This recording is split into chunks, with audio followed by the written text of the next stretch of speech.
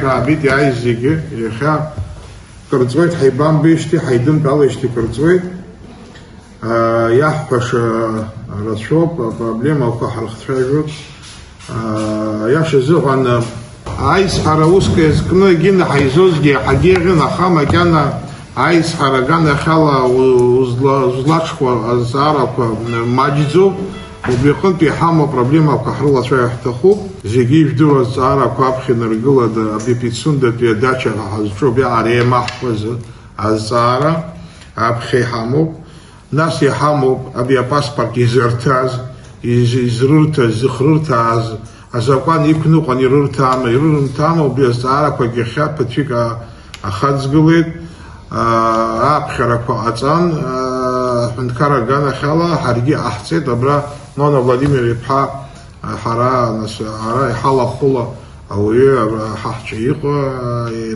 السويت يالو ورا الخلا رخنا مرجز عارف كذا سعادة شو وبيزارك حلا شجود ناس ويبشم وين خسي ويبشم زارها كرشمزر ويك حلا شجود أبخي بيزارة يخبي تسند بيزارة حزالة شوية حزوة شاسفوت بس خوشك بيزارة يخا يتس أجيدالة شوية زوم يبزبز شبتفيك على أوسي لرك على وازر على بيزارة بزبيت هما بيزارة زبزام أوسي عن خيط يزبزام با يزبنزر депутатша обстапарламента депутатша يتشاكن يحريوك وبصرحت يشوقو يرى يخا كازاقوان أكم يرى عيب شحاترة يخي شوقا ورستول يبسنتول ربجارة وبيعيب شحاترة ما بتشركي ديزبانزرو يربخدزيت سرا سخدبانا غلاسمو بسرا زنزاوي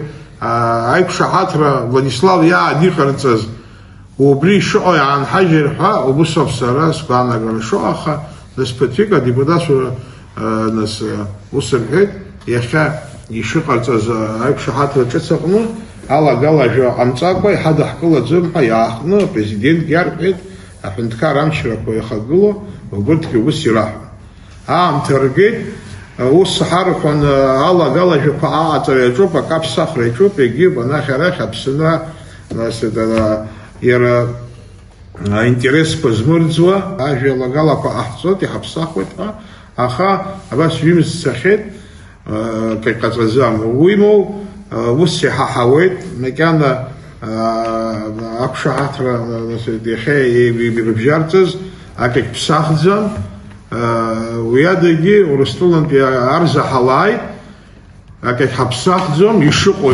يشدشكل ينشدشكل لك ناس أبساخر قالح غلط وبريقنت وبريك حالات شاجود يشوف دروازي جابس شرز درزم وسكريا تشما زربا أبسني حلاخيت أتشكبش حالو أخا يحريح كوزيجي أبس في زدوا ردي رمحار جرت كرهارت حتى خوب بيقنت ويك حلا شوية يا أخي ناس كي энергетика проблемы حلا شوية حتى خوب بيخوس خزارة كو договор он в любом случае должен был быть отозван, переработан и представлен обратно в парламент. Этого не было сделано. По имеющей информации, значит, поступила нота от российской стороны в Абхазию, где говорится о том, чтобы принять, значит, имеющий договор, это который был не принят абхазским обществом, не принят в целом парламентом Абхазии, очень негативную, значит, оценку получил этот договор. Значит, некоторые, если сказать вот за себя, я считаю, что 95-й год, значит, подписание 95-го года, он всецело, значит, имеет право на жизнь, потому что интересы Абхазии там в полной мере учтены были. Новый договор, во всяком случае, в целом парламент негативно принял, и парламент изъявил желание внести в некоторые там статьи этого договора.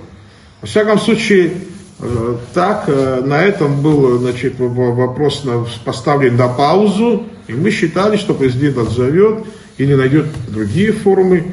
А теперь выясняется, что нам опять-таки собираются выкручивать руки и представить наверняка в ближайшее время на сессию с тем, чтобы мы существующий договор приняли. Это вообще неприемлемо, это наше общество не принимает, не приняло. Я думаю, что все имеющие, значит, законные основания, действия, мы будем также себя, соответственно, и вести тоже. И потому к концу нашего заседания, что Иванович, наверное, нам зачитает заявление Тайтгылера, которое мы все обсудим, и наверняка то ли примем, то ли не примем, здесь уже время будет, значит, как говорится, время покажет. Ситуация именно по соглашению вот такая. Сейчас, если я скажу, что я могу предоставить документ непосредственно, имея ноту на руках, нет. Ну, мы уже с депутатами некоторыми общались, которых уже позвали в высокие кабинеты и сказали, что от нас требуют принять именно в таком виде, в котором сегодня существует. Понятно, что мы, как депутаты, как общественники, как, там, я не знаю, патриоты, не согласны с текстом самого договора. Там даже другая сторона. Там сам вообще договор составлен с огромными нарушениями. То есть в любом договоре всегда прикладывается, значит, карта, схема выделяемого, да, участка и координаты. Вы понимаете, там координаты указаны, которые бьются вообще в другую сторону. То есть если мы в таком виде сегодня с нарушением, то есть, даже если мы с ума сошли, с ума сойдем все вместе в парламенте и примем вот это вот ратифицированный договор, то есть это по этим координатам, которые сегодня существуют в этом договоре, мы не Пицунскую дачу отдаем, мы, получается, отдаем половину курорта, половину Ликзавы. Слушайте, мы знаем, что там все нарушено, противозаконно сделано, и кто-то, у кого-то в воспаленных мозгах существует мнение, что мы должны в таком виде ратифицировать этот договор. Вы понимаете, это сознательное преступление идет. Это сознательная сдача абхазской территории. Я по-другому это объяснить никак не могу. Что касается вопроса Пицунды, наверное, было бы правильно такое немножко это провести, напомнить всем, как все происходило, с чего все начиналось. 19 января было подписано соглашение, о существовании которого никто уведомлен не был, ни парламент 6-го созыва, ни общественность. Об этом уведомлено не было. Впоследствии, когда уже избрали 7-й созыв парламента, этот проект соглашения был спущен в парламент и последовала незамедлительная реакция общества. Как вы все знаете, очень большое количество общественных деятелей, представителей научного сообщества и так далее выступили категорически против этого соглашения. Несмотря на это, там витала такая информация о том, что, несмотря ни на что, ратификация будет предложена в парламенте, будут проводить ратификацию и так далее. Но давление со стороны общественности нарастало, и этот вопрос ушел, скажем так, на паузу был выставлен. Как Кан Валерьевич сказал, пошла информация о том, что признали необходимость внесения изменений в соглашение. Более того, о необходимости внесения изменений в это соглашение говорили уже и депутаты, и руководители министерств, ведомств, а отдельные представители кабинета министров публично заявляли о том, что изменения вносить необходимо. Потом начались праздники, мы праздновали 30 сентября и так далее. Все хорошо понимают, что начались мобилизационные мероприятия в России, обострение, новый виток обострения на Украине. И этот вопрос как-то немножко встал на паузу. Потом все знали, что идет обмен нотами между МИДами России и Абхазии. И как бы все ожидали положительного исхода. Вот буквально позавчера поступила информация о том, что из России поступила нота о том, что соглашение необходимо ратифицировать в том виде, в каком оно есть сегодня, и потом уже якобы вносить туда какие-то правки и изменения. Вот. Мы считали и считаем, что это незаконно, это неправильно, это противоречит Конституции нашей страны, противоречит законам нашим и никак не отвечает интересам нашего государства и нашего народа. Это наша позиция, четкая, ясная, мы ее давно высказали и на ней стоим, как говорится, никаких изменений в нашем мнении по этому поводу не было. Мы подготовили проект заявления по Пицунде, исключительно по Пицунде. Здесь вопросов очень много накопилось, но сейчас мы вот подготовили заявление именно по госдаче Пицунда. Я его озвучу, если будут предложения, замечания, давайте обсудим их и сразу внесем изменения. В РОА Айтгылар отслеживают информацию, связанную с проблемой предполагаемой ратификации соглашения о передаче в собственность Российской Федерации объекта на территории Республики Абхазия и порядка его использования. Несмотря на фактическое признание депутатами парламента, руководителями министерств и ведомств необходимости внесения изменений в подписанное 19 января соглашение, президент Республики Абхазия до настоящего времени решение об отзыве из Народного собрания проекта закона так и не принял. По имеющимся у нас данным, есть основания полагать, что распространенная представителями власти информация об обмене дипломатическими нотами по линии Министерства иностранных дел Абхазии и России является ничем иным, как попыткой затягивания времени. Более того, есть также информация и о том, что предлагается ратифицировать соглашение без внесения необходимых изменений, с тем, чтобы редактировать его уже после ратификации в парламенте. Данный подход считаем невозможным, незаконным и противоречащим суверенным интересам Республики Абхазия и ее народа. Убеждены, что попытки власти навязать обществу необходимость ратификации под любым предлогом крайне опасно и однозначно приведет к новому витку внутриполитического кризиса. В очередной раз обращаемся к президенту Республики Абхазия, спикеру Народного собрания, а также к депутатам Народного собрания с требованием отозвать проект закона о ратификации соглашения о передаче в собственность Российской Федерации объекта на территории Республики Абхазия и порядка его использования.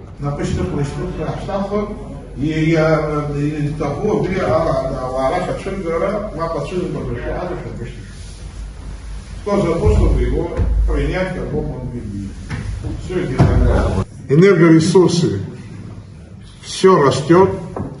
Электричества у нас нет, вы уже видите, наверное, уже наблюдаете 3 дня, второй или второй день, да?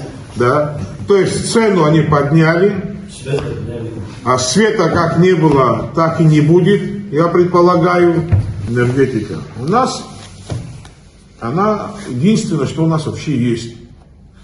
Как она, как мы им пользуемся, что мы делаем, сколько мы получаем, сколько мы расходуем, никто, реально я вам хочу сказать, никто не знает информацию.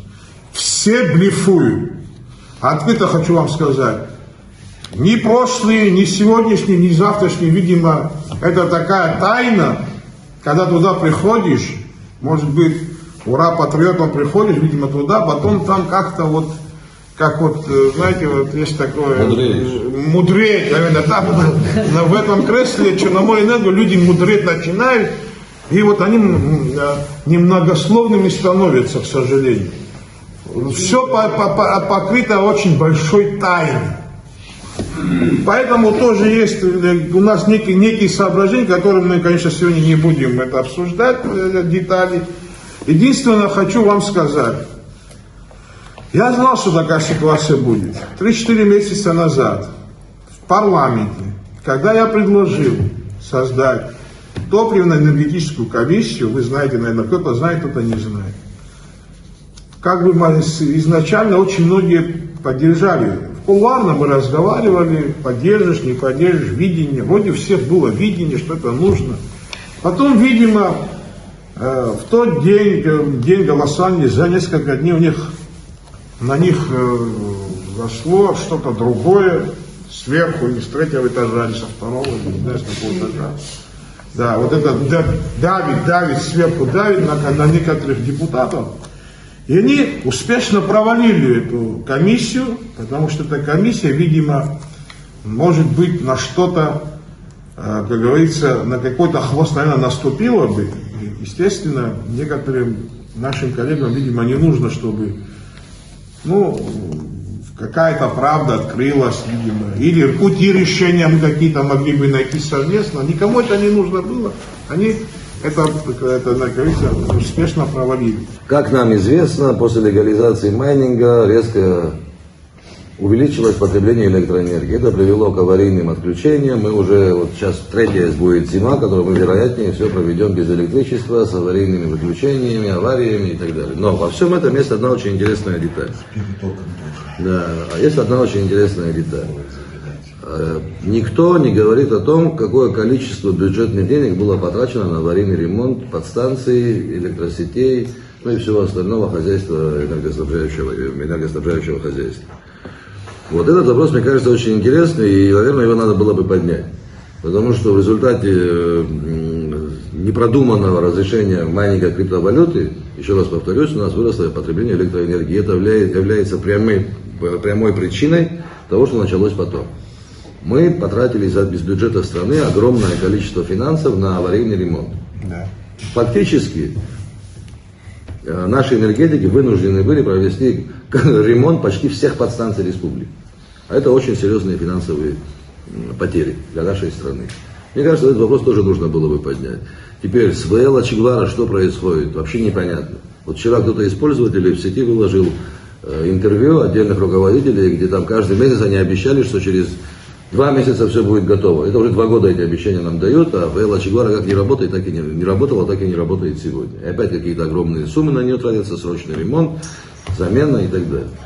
Вот я думаю, что на эту тему тоже нужно было бы поговорить, потому что, как показывают цифры, потребление электроэнергии не уменьшилось. Вот нам оперативные службы рапортуют о том, что закрыли ферму майнинга криптовалюты в одном месте, во втором, в третьем, в четвертом, а рост потребления продолжает расти.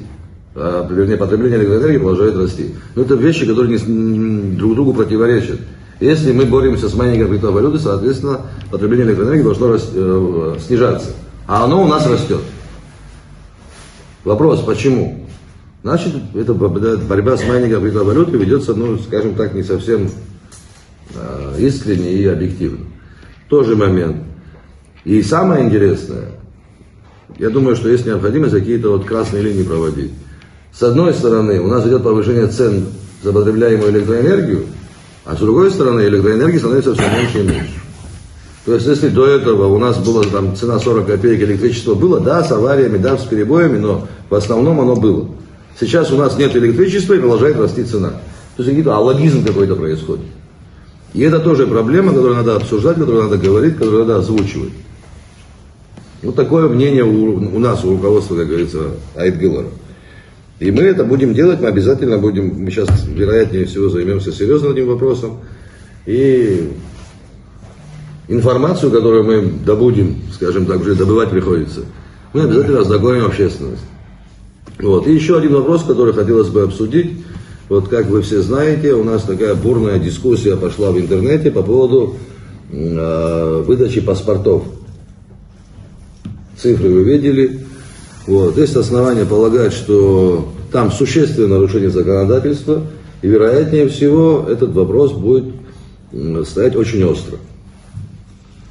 Вот. Хочу, чтобы вы знали, что сегодня некая работа уже началась по выявлению лиц, которые получили, на наш взгляд, гражданство Абхазии в нарушении законов Абхазии. И этот вопрос тоже мы будем поднимать, этот вопрос, скорее всего, будет стоять очень остро. То есть вот такой вот, подводя итог, то, о чем мы хотели поговорить, это госдача Пицунда. Мы вам сказали все, что мы видим по этому поводу и как мы видим дальнейшее развитие. Это энергетика и паспортизация. Ну, наши друзья, наши, скажем, коллеги по цеху с оппозиции непосредственно Адгур Амиранович в свое время запрос сделал по поводу паспортизации, законности или незаконности выдачи гражданства Республики Абхазия за последние 2,5 года. Он получил численностью больше 17 тысяч человек. Есть сомнения у нас, что многие из них получили, нарушив закон Республики Абхазия о гражданстве. Потому было принято мною, как депутат парламента, править, и вы, наверное, видели, у нас на сайте висел этот запрос, кто непосредственно прошел через комиссию президентскую и указом президента полученные люди, количество их, и самое главное, основание для получения. Потому что основание для получения, оно четко прописано в законе о гражданстве. И потому мы ждем Вот у них, наверное, еще осталось время, когда они должны эту информацию предоставить. Так как Владимир у нас уже непосредственно этим вопросом тоже занимается, она проверками некими занимается. Есть какие-то вещи еще, которые надо дорабатывать, работать рано. Во-первых, эту информацию пока выкидывать. Идет работа. Вот когда мы получим ответ от администрации президента, может быть, там и нету вообще никакого нарушения. Потому не хотелось бы выступить пустоту изображать. Потому когда мы все документы получим, будем более адекватно реагировать на эти все вопросы. То есть по паспортизации вот такая ситуация, чтобы вы были в курсе.